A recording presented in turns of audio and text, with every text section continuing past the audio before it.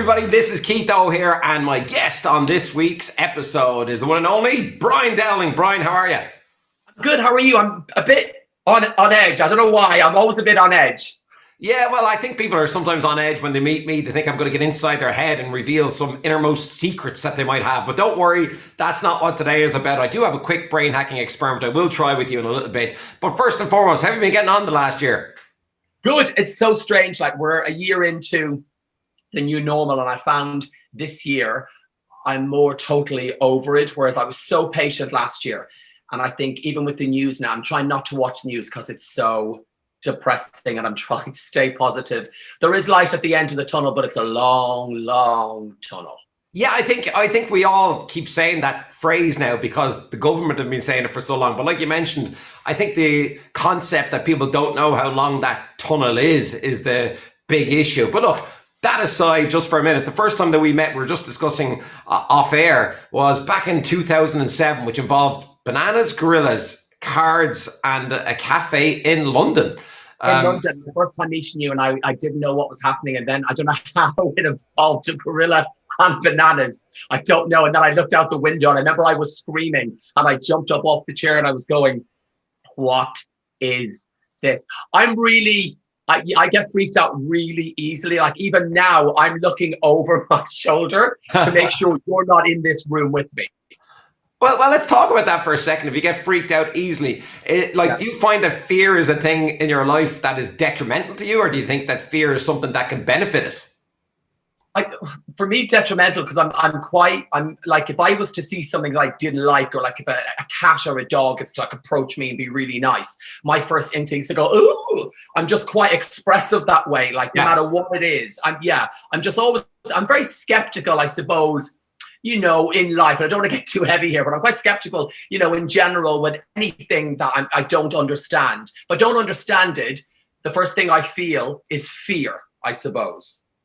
Yeah, but I'm interested in this now because, look, that's what this little series is about, I suppose, is to not necessarily get deep, but to get inside your head and find out some of these things. So tell me about your skepticism. Like, would you be skeptical about everything in life? Or is it just like things that you don't understand that you want to examine more? Or, how does that skepticism come out of you, Well, I would say that my husband, Arthur, is super positive. I would say that I'm a realist, but he sees that as kind of negativity. So I think I'm a realist, especially in the industry that we all, kind of work in. If you're up for a job, or I'm definitely not going to get that. I know who's going to get that. And he goes, oh my God, you were right. Because I think I'm a realist. I do have a lot of fear in life. Like, I've not been in this house alone yet since we moved in January. Yeah. And my fear would be that when I would be afraid. Like, I'd be constantly going around checking doors, but I don't know. I don't know what that is. Maybe that's a vulnerability, but I'm quite fearful. I'm also, my biggest fear. I remember when I was on Big Brother 20 years ago this year, we to do some sort of game thing. And your two biggest fears in life, I should say, and I was 22 on that show. And my two biggest fears in life are still the ones today. And that is being alone and dying. And that's not changed. And I think it's just, maybe it's more the unknown I'm fearful of. And if I don't understand it, my first emotion is fear. Well, this is kind of interesting because this is this series is about me sharing also. And I don't think I've really spoken about fear in detail. And look, I help people get over all kinds of fears in their lives as a hypnotherapist. So everything from fear of balloons, weirdly enough, all the way through to fear of dogs, fear of cats, fear of birds, like lots of different fears. But weirdly enough, something you said just resonated with me. Like, the one fear that I have is literally the fear of dying. I don't want to die. I'm having way too much of a good time here to pass away early. And, we all, I'm sure, know people who have died younger than they should have died. And for me, look, I've got a 12-year-old and a 9-year-old, and part of my mindset is I want to at least die in the knowledge that I've affected them positively in their lives and that they're stable human beings before I actually pass away. So it's kind of interesting that you mentioned that. I wonder, is that a thing with age, or have you always had that fear? No, I think I've always had it from the age of, 22. And at that point, going on Big Brother, I had a really kind of good life, very working class, but, I brought up really well for my mom and dad. We had everything we wanted. I was working at Ryanair, was making money. You know, I was an air steward. I, you know, was on Big Brother. And I think it was probably from coming from one of seven, so 9 of us all together in one house. I didn't want to be alone. And I've always had that fear of dying. And then lately, since I turned 40, you question your mortality because you go, shit, you know, I'm 40. Yeah. And every day we hear stories of people so young and accidents and people dying and stuff happening. And it just, you kind of go, I'm more thankful now that I'm still alive at the age I am. And I was so worried in my 30s of getting old. And I'm 43 this year and I'm like, yes, fuck that. I'm getting older. That's good. But there's a fear in me that, and I think I've seen it in Alfred Hitchcock when I was a kid 8 years ago, of being in that coffin and being trapped and going, hello, can you let me out? And I think it was an Alfred Hitchcock movie or a series on television that I watched, and that stayed with me of that confined space, or just waking up and going, hello, who's there? Oh, even thinking about it now, I just feel drawn. But here's an interesting thing. Like, I follow you online. I've noticed that you've started to get back into fitness now. So tell me a little bit about your fitness levels right now, and have you done much working out since you started posting, or what's going on in the fitness world? I gained a lot of weight in London. Lots and lots of weight years and years ago. Like, you know, remember when I left hosting Big Brother? Yeah. They fired me when I left. And I remember I was just eating and drinking and doing all of that. And then Arthur and I got engaged in 2014. And from 2014 to 2015, I lost 5 stone. Wow, that's a lot. I worked my ass off. I wanted to be in that suit with everyone going, God, you look thin. And I go, yeah, I know I do. And then, you know, living in LA with a gym, so I worked out. And since I've been back here the last year or so, I've just not. And then the last few weeks, I've been getting much better at it. And it's not so much about, you know, being skinny. It's about feeling good. Yeah. And I quite like that feeling. And also it's good for your mental health for those 20, 25 minutes a day, just to put on your music and just focus on you. I mean, I hate doing it. I mean, I'm in it, I'm like, oh. And then halfway through it, but Joe Wicks was sending me some DMs and that was giving me life. He was like, yeah, come on, Brian, you legend. I was like, yeah, Joe Wicks. So that kind of encouraged me. But I can't work out with Arthur. I can't work out with anyone. I have to be on my own. Why is that?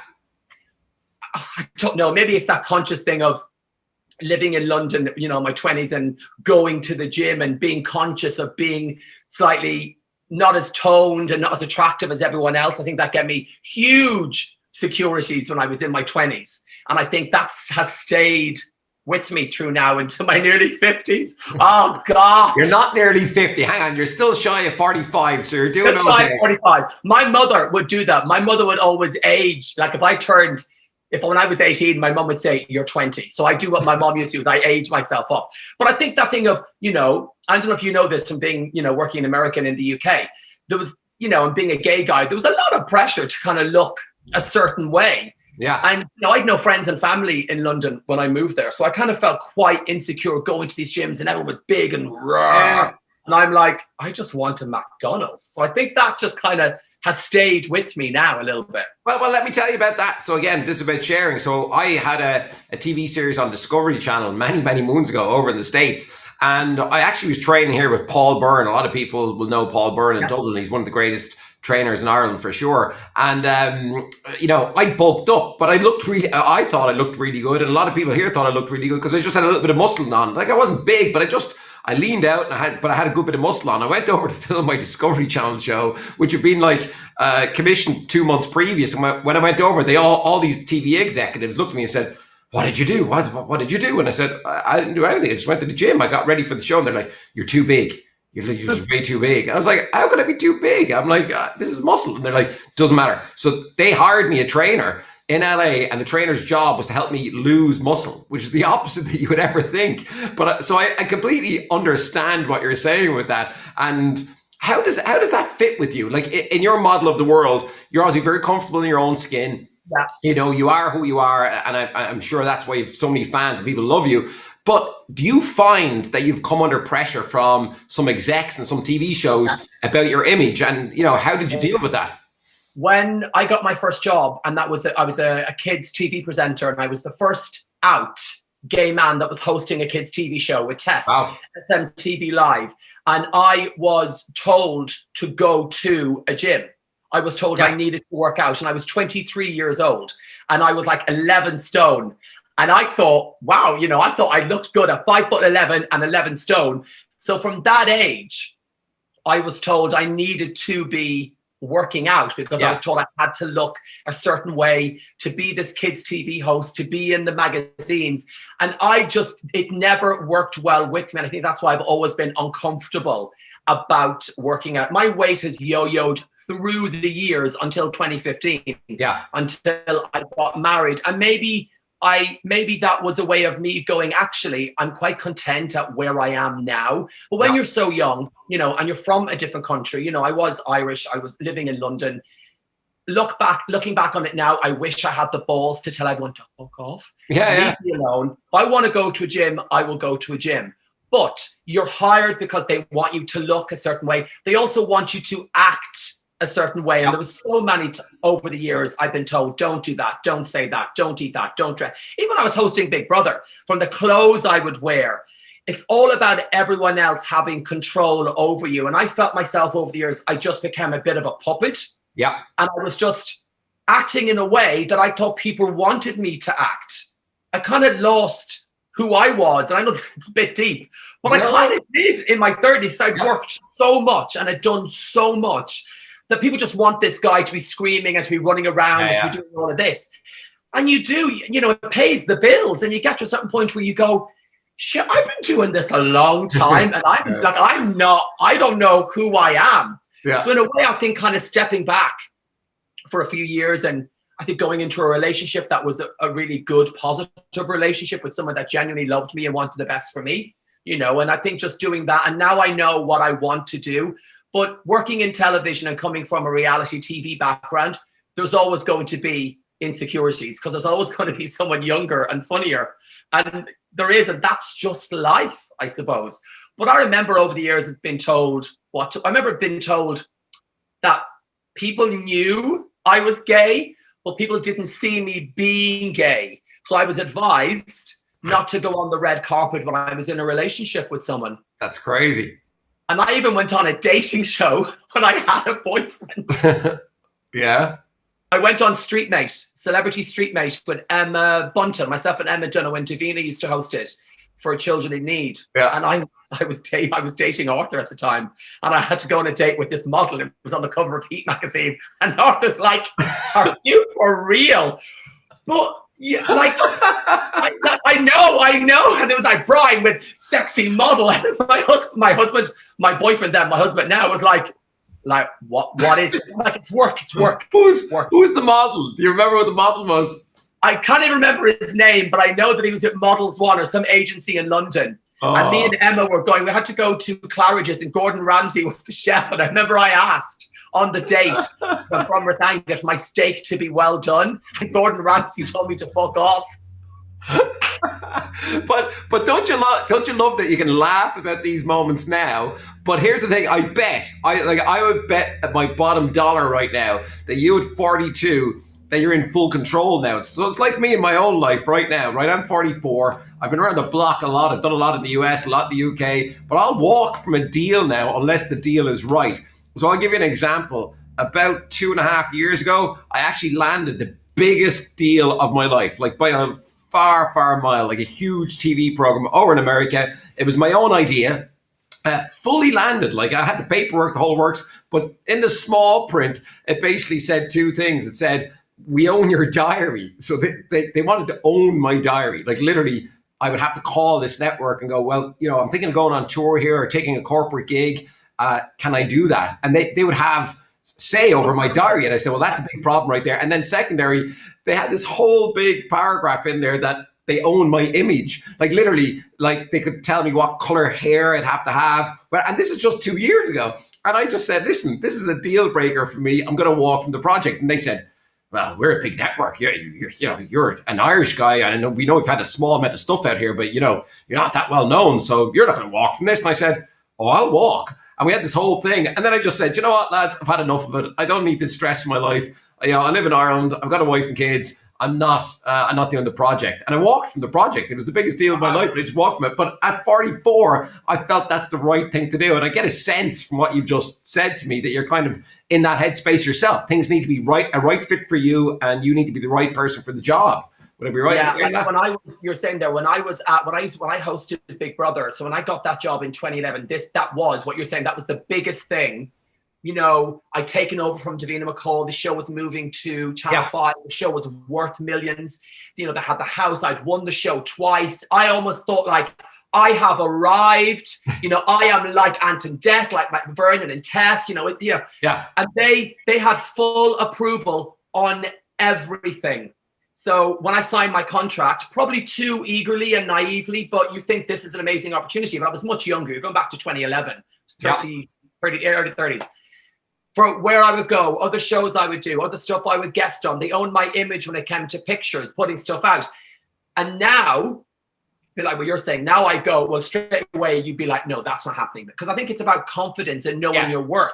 When you're in your 30s, I was just so appreciative. I was still booking jobs and being able to work, and especially being Irish and working in a different country. There is something that's quite cool about that. And no, I don't mean that in an arrogant way. I'm not coming up. But the fact that you're Irish and you feel proud that as an Irishman, I'm out there in the UK working on these great shows and, being proud of Ireland because they've supported me so much. There's something about that I was quite proud of, but not at all in an arrogant way, in a way of going, I'm doing this and I'm Irish. But if those things that happened to me years ago were happening now, I'd be like you. I'd be like, you know what? I'm married. This is just not what I'm about. Good luck with all your endeavors. Yeah, well, I think it's important to stay true to yourself as life goes on. I think early in life, you got to take one for the team, as they say. You've got to, you're young, you've got to take the opportunities that arise. But I think just as time goes on, you just mature and you figure out what's right for you. So with that being said, look, I know you've been crazy busy in the pandemic world because we've done a couple of virtual gigs together. So I know you're in the virtual space. And listen, the amount of meetings that I've had, some gigs that I've done, some that I haven't done, but what resonates through is, Brian Dowling is going to be the host of our virtual gig. So it seems to me that you, again, like a lot of people, you managed to flip online, pivot online, present yourself online. I know you're busy with it. How has that been for you? Have you enjoyed the experience, or are you kind of done with it? Do you know what? I think it's about being able to adapt to any situation that you're in. And a lot of my jobs before, probably like yours, have always been out and about and in public. Yeah. And when we weren't allowed to do that, and I was getting, my first virtual show I had to do was I host the Real Housewives of Cheshire reunion shows for ITV.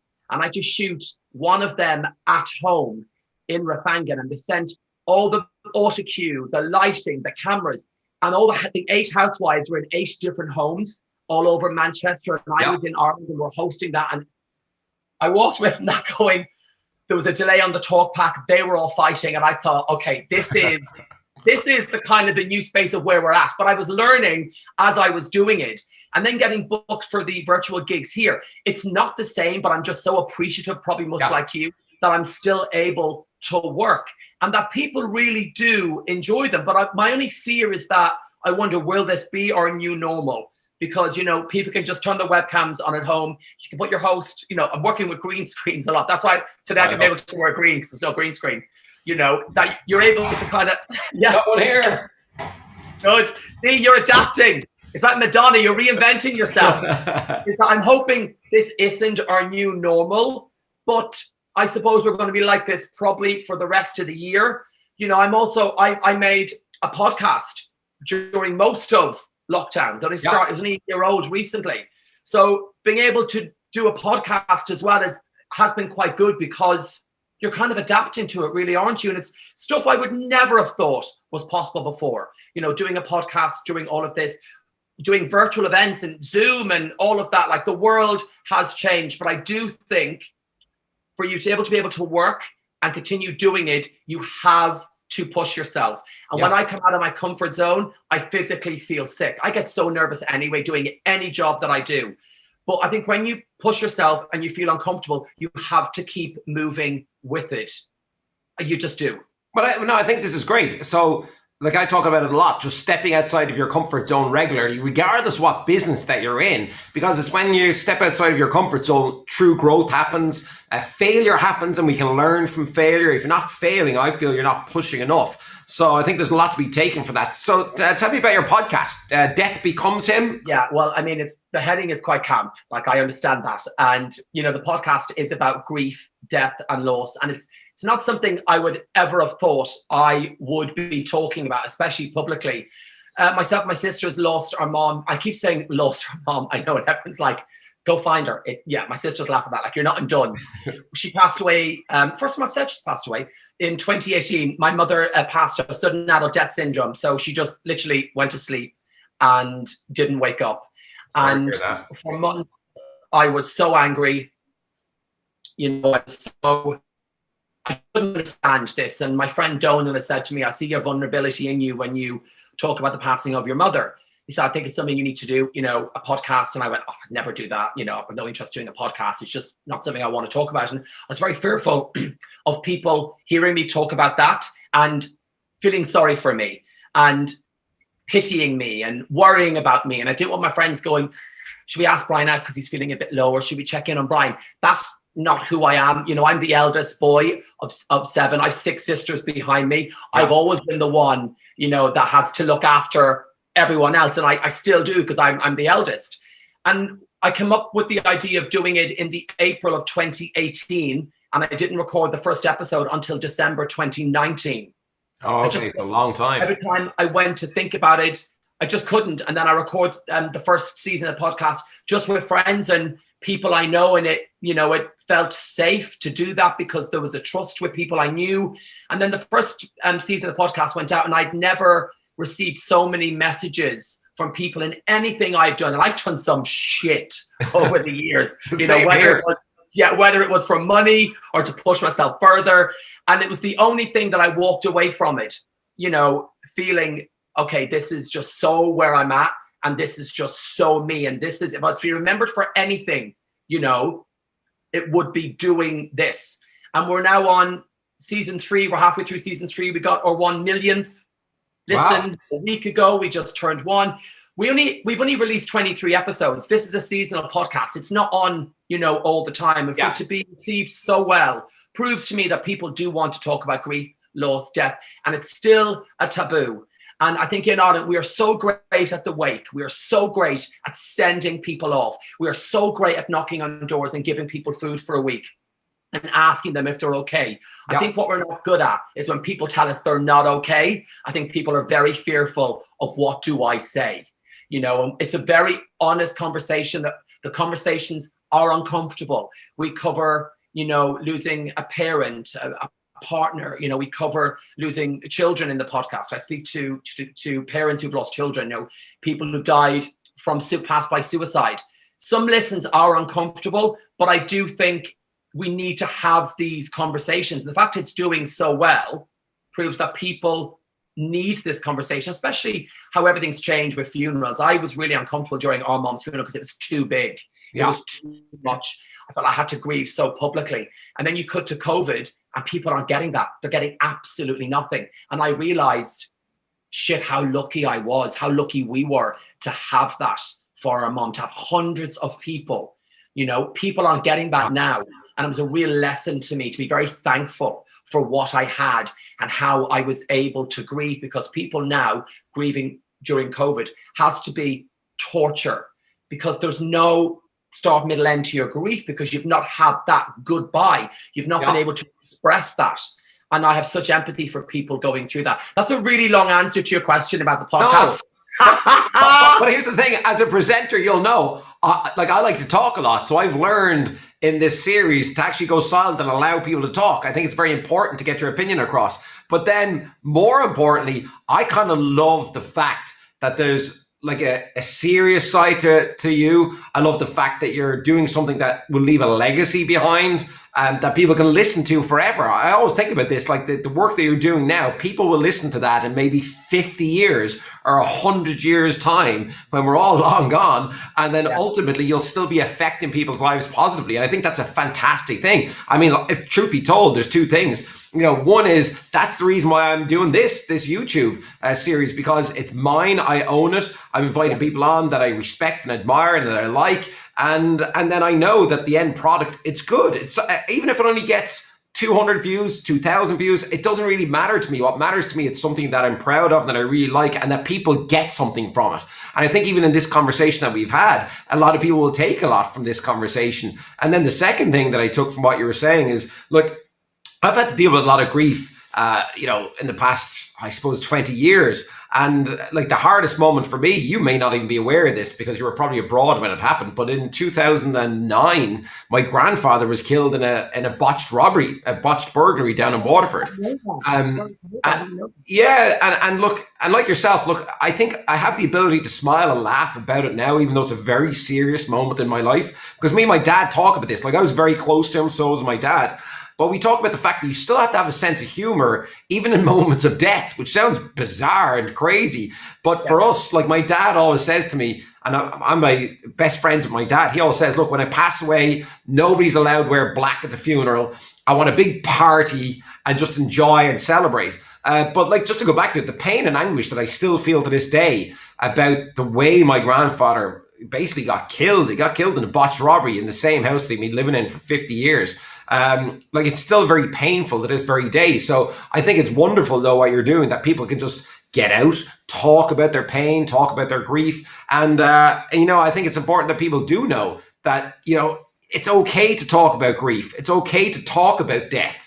But with you, I as a side note, I do fear for you that you're talking about death to all these people and you fear death. Does it help you at all? Or do you find that when you're talking about that, you go, Jesus, am I going to die tonight? Like, literally, first of all, and I think what you said there about humor is, I've used humor all my life, through the good times, the tricky times, the really shitty times, and the really heartbreaking times. I've always used humor. Our mum passed of sudden adult death syndrome, and then it's hereditary. So I was afraid to sleep because I'm going to die like my mum. Myself, my sister has all been tested. We're all good. That's not going to happen. But being able to talk about it, and we laugh on the podcast. Everyone that's been on my podcast so far, we've laughed and we've cried, but you have to be able to add humor. And there's certain situations that you go through, like even with Nicky Byrne, talking about, his dad's coffin and stuff. And we laughed a lot on that. You have to be able to add humor. It's so funny that my biggest fear is dying. I'm doing a podcast on death. And the fact that, my mom's not alive, because that was also a fear, because I adore her and still do so much. But that's life. Shit happens. And I think we now live our lives in a way that makes our mom proud. And that's what you have to do. There were times, Keith, I couldn't even brush my teeth, and take a shower, because grief is so self-indulgent and it's narcissistic. And it gets hold of you. And I'm like, nah. My husband was like, get in that shower, like pajamas still on. Your state. And you have to push through. And I think it's funny that I'm afraid of death and I talk about it on a regular basis. But it is what it is. But I think people need to understand that you're not being disrespectful to the dead if you have a sense of humor about it. Like my grandfather, he was killed. 3 guys or girls broke down his front door. They beat him up. He fell or was pushed and hit his head. And ultimately he went into a coma and died 5 days later. But even in that moment, unfortunately for us, like I know a lot about resilience as well. And I talk about resilience. Like I had to accept that moment in the moment. And then of course I went through anger and pain and suffering, but we still, at his funeral, I remember it wildly. We were in the Tower Hotel and I was sitting on the doorstep of the Tower Hotel eating lobster at my grandfather. I was like, why? How am I eating lobster? And I saw the nonsense in it. I was roaring laughing. And the reason we had lobster was because cousins of ours are lobster fishermen. So they brought all these lobsters to the funeral, like randomly. And I asked the Tower Hotel to cook them. And then they wouldn't cook them because, it was a whole shellfish thing that they wouldn't cook them. And I was like, you really not going to cook these lobster at my grandfather's funeral who was just murdered 5 days? And then I just started laughing at my stupidity of what I was saying. And I was like, But I think people need to understand it's okay. I've been at some funerals where, you know, you're frightened to actually just smile or say hello to people because people are so fearful of that. So I think it's a great thing that you're speaking about that. Look, we could go on forever and I don't want to hold up too much of your time. Tell me this. What is your dream job? Do you have like a target for your future? Or are you just kind of taking life as it comes? No, I mean, I look at someone like Graham Norton, you know, Alan Carr, you know, I think Graham's just amazing. And the fact that he's Irish, everything he does is so good. He's so natural. Yeah. And I feel that when Graham does his chat show, it's almost like you're just watching him do his thing at home and they're all his friends. Yeah. I mean, I'm a talker, you know, so for me, the end goal would be to have a entertainment show or a chat-based show. That's the dream, I suppose, career-wise. Yeah. You know, something like that. That's like maybe unrealistic, but it's nice to, you know, have it on the image board. I don't think it's unrealistic at all. I mean, I think it's very realistic for somebody like yourself who's been around and so established for so long. I think that's a fantastic target. Yeah, someone like Graham, you know, Alan Carr, like Graham's just the dream. I think he's great. Yeah, fully agree. So before you go, though, first of all, tell people where they can follow you, where they can find you, and then I've got a little brain hacking experiment I want to try with you. So tell us your social handles, where people can interact. They can find me on Instagram at BPR Dowling Official. The podcast Death Becomes is available across all podcast platforms. There's too many to remember, so I just go available across all podcast platforms. I will put in the link to both in the comments below, in the description below this video. With that being said, also, did you ever read? I'm always fearful of reading comments under stuff. Maybe so I always say to people, leave nice comments. Be nice.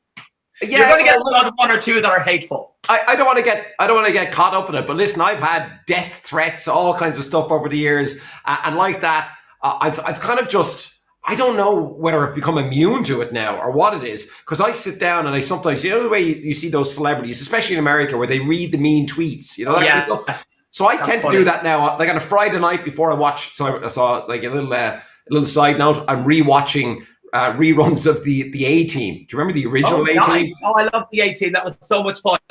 Yeah, so I'm watching that with the kids on every Friday night we sit down, the whole family, we watch reruns of the A-Team. But before we do, I tend to pick up like the mean comments from me, and I literally read them out to my kids, and we roar laughing. People don't realize how ridiculous they're being, and I think if you flip your mindset like that, like don't get bothered by these people, actually see it as a humor. Like I read this stuff, my kids to be roaring laughing, you know, because but I think there's something in that I'm teaching them, you know, the old sticks and stones thing, it still stays true to this day. You got to just let it wash off your back and then just move on, you know.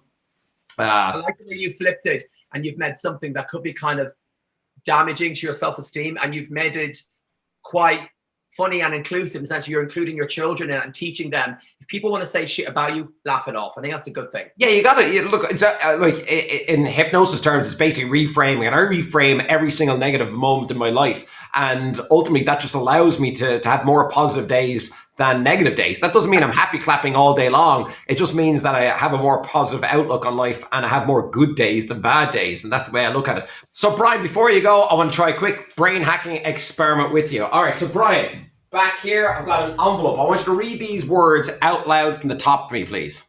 Okay, we've got experience, self-belief, innovative, unselfish, resilient, confident, mindful, observant, and trusting, Keith.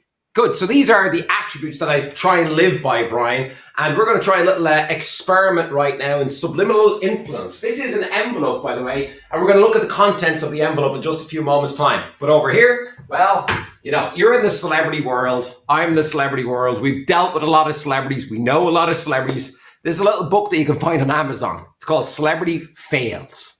Okay, so it's the silly things that celebrities have done and said over time. There's lots of well-known celebrities in here. Now, there's a couple of hundred pages in here and a couple of hundred celebrities in here also. But I want you to know that they're all different, okay? If you were here, you would browse through it, you'd look at it. And I want you to know that they're all different. So I'm just going to go through and you just call out loud the ones that I show you. It'll take a second or two for the camera to zoom in, but here we go. If you call, for example, that one out loud. Charlie Sheen. And that one? Eminem. And Kiefer Sutherland. Let's do one more. Ivana Trump. Okay, let's see what she said or did.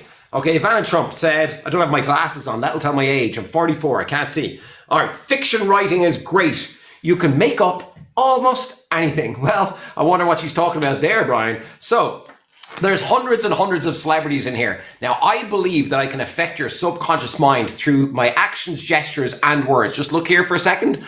Okay, look, and 0, 1, 2, 3, 4, 5, 6, 7, 8, 9, 0. Okay, and I ate a big banana last night. Brian, just name a number out loud between 1 and there's 128 pages. Any number between 1 and 128. Go ahead. I don't know why I'm picking 69. I know where you're thinking 69, but are you happy with 69 or do you want to go to a different page? Your choice. Let's go with 69. 69, done. All right, let's go to a couple other pages as we go along. So, for example, if you picked, I don't know, 44, I think that is. 44 would have been... Mariah Carey. Mariah Carey. So let's get up towards 69. So let's see, number 64, 65, just so you know, would have been Hugh Grant. But you didn't pick 64, 65. Let's see, 66 and 67, they're double pages, by the way, would have been Lindsay Lohan. Okay. Oh, wow. Go, Lindsay. But next page, one more page over, 68 and 69 is... I can't read that. Put it back. It's Tom Cruise. Tom Cruise, 68, 69. You seem happy with that. Are you happy with that? It's a yes from me. Good. I like that. All right. So, Brian, back here, the envelope. There's one photograph inside this envelope. You could have said any page number and you could have had any one of hundreds of celebrities, okay. Brian. Do not do this shit to me. You know I don't react well. Inside here, I've got a photograph of one of these hundreds of celebrities. You're not going to believe this, Brian. It's Tom Cruise. He was exactly 3 weeks old. Fuck off. No, Brian, it really is Tom Cruise. There he is there.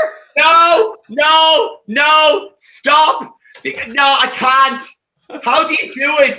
Okay, wait. You said, how do I do it? Well, yeah. For the first time ever, I'm going to reveal the secret.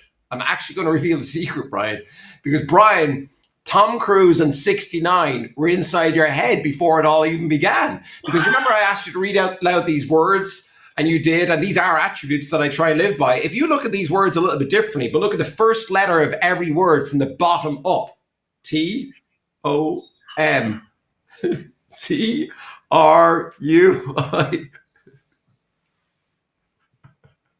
My nipples just went hard. I swear to you, look. I'm getting goose pimples.